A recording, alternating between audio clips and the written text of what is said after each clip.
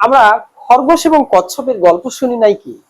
সবাই কিন্তু আমরা জানি খরগোশ এবং কচ্ছপের গল্প। তো খরগোশ এবং কচ্ছপের গল্পের ফলাফল কি, রেজাল্ট কি, এটা আমরা জানি না। কিন্তু আজকে গল্পটা ঠিক একটু ভিন্নভাবে শোনা। খরগোশ এবং কচ্ছপ যখন দৌড় দিয়েছিল, তারা দৌড় প্রতিযোগিতায় অংশগ্রহণ করে দৌড় দিয়েছিল, তখন তারা কি করছিল? তারা তখন একটা ডেস্টিনেশন সর্বপ্রথম নির্ধারণ করছিল যে এইখান থেকে এইটুকের মধ্যে আমরা দৌড় দিব এবং যে ফার্স্ট হবে সে উইনার হবে, যে আগে পৌঁছাবে। তো খরগোশ কি করলো এটা আমরা জানি, যে খরগোশ খুব দ্রুত গতিতে দৌড় দিল, দিয়ে মাঝখানে গিয়ে তার মনের মধ্যে একটা প্রশ্ন জাগলো যে না, আমি তো অনেক দ্রুতগামী একজন প্রাণী। আর কচ্ছপ, হ্যাঁ, চটচড়ি, ইয়েস, চটচড়িস ইজ ভেরি স্লো, সে খুবই স্লো একজন প্রাণী, অতএব আমি একটু রেস্ট নিই এখানে। তারপরে খরগোশ রেস্ট শুরু করলো, আর কচ্ছপ আসতে থাকুক। খরগোশ এটা চিন্তা করল। তো এখন উনি যখন ওখানে কি করলেন, শুয়ে গেলেন, ঘুমাই গেলেন। কচ্ছপ ওনাকে এসে দেখলেন যে উনি ঘুমাই গেছেন, উনি কি তার পাশ দিয়ে ধীরে ধীরে ধীরে ধীরে চলে গেলেন এবং উনি উইন করলেন। এখন প্রশ্ন হচ্ছে যে এই জায়গায় গল্পের মোরাল অফ দ্য স্টোরি, গল্পের মোরাল অফ দ্য স্টোরি কি? কচ্ছপ খুব স্লো প্রাণী, খুবই স্লো একজন প্রাণী, কিন্তু কি ছিল, সে লেগেছিল, স্টেডি। এই গল্পের নামটা কি জানো? এই গল্পের নাম হচ্ছে slow and steady wins the race. মানে কচ্ছপ স্লো ছিল বাট স্টেডি ছিল, মানে সে লেগেছিল। এই যে লেগে থাকা, দুটো কাজ, সফলতার জন্য দুটো কাজ, আমি স্টুডেন্টদের জন্য বলছি, সফলতার জন্য দুটো কাজ তোমাকে সবসময় করতে হবে। একটা হচ্ছে তুমি স্লো হও, এটা কোনো সমস্যা নেই, কোনো প্রবলেম নেই, স্লো হও, বাট তোমাকে স্টেডি হতে হবে, মানে লেগে থাকতে হবে, তাহলে সফলতা আসবেই। আচ্ছা, গল্প কি এখানেই শেষ? না, এই কচ্ছপ এবং খরগোশের গল্প কিন্তু এখানে শেষ হয়ে যায় না, আমরা কিন্তু এই পর্যন্তই জানি। আজকে কিন্তু পরের অংশটুকু শোনাবো, যেটা কেউ শোনো।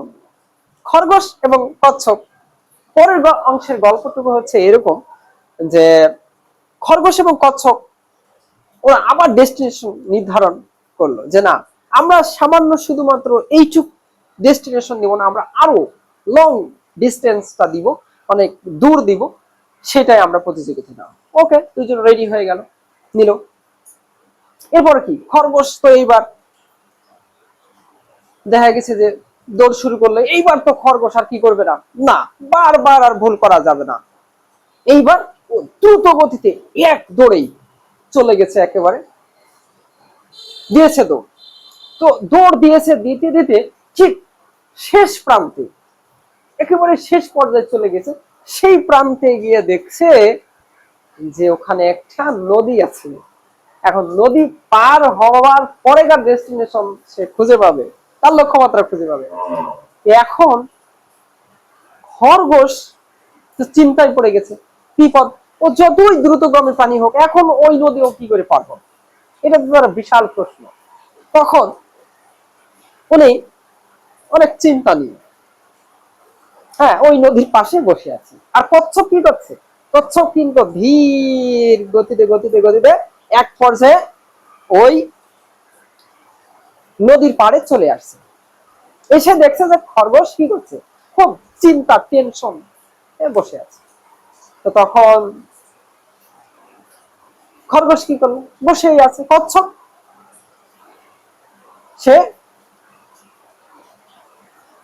নদীতে নেমে পড়লো, নদীতে নেমে সাঁতরিয়ে ওই পাড়ে চলে গেল, গিয়ে সে আবার উইনার হলো।